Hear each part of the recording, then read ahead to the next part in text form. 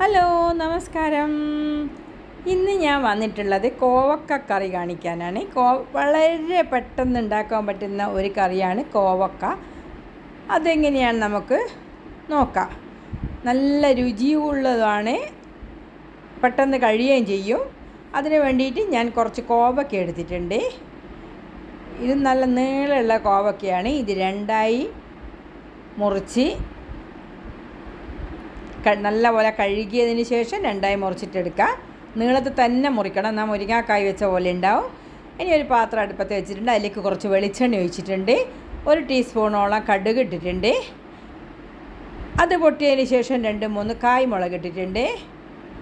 ഇനി ഇതിലേക്ക് നമ്മൾ അരിഞ്ഞ് വെച്ച കോവക്കയും 1.5 തക്കാളി എടുത്തിട്ടുണ്ട്, 3 പച്ചമുളക് എടുത്തിട്ടുണ്ട്, 1 കഷ്ണം ഇഞ്ചി എടുത്തിട്ടുണ്ട്. ഇത്ര ഇതിലേക്ക് ഇട്ടിട്ട് ഒന്ന് വഴറ്റിയതിന് ശേഷം ഒന്ന് ചൂടായാൽ മതി. അതിലേക്ക് 1 ടീസ്പൂണോളം മഞ്ഞൾപ്പൊടി ഇടുന്നുണ്ട്.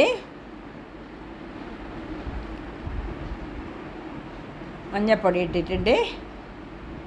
ഇനി നമ്മൾക്ക് കുറച്ച് ഉപ്പിടണം. 1 ടീസ്പൂണോളം ഉപ്പിട്ടതിന് ശേഷം ഒന്നുകൂടി ഇളക്കി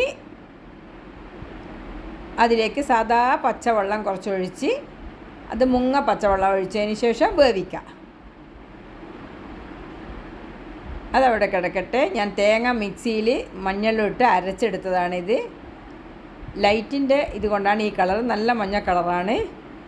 അത് ഈ കോവക്ക വെന്തതിലേക്ക് ഒഴിച്ച് നല്ലോണം മിക്സ് ചെയ്ത് തിളപ്പിച്ചെടുക്കാം. അപ്പം നല്ല പോലെ തിളച്ച് വന്നിട്ടുണ്ട്.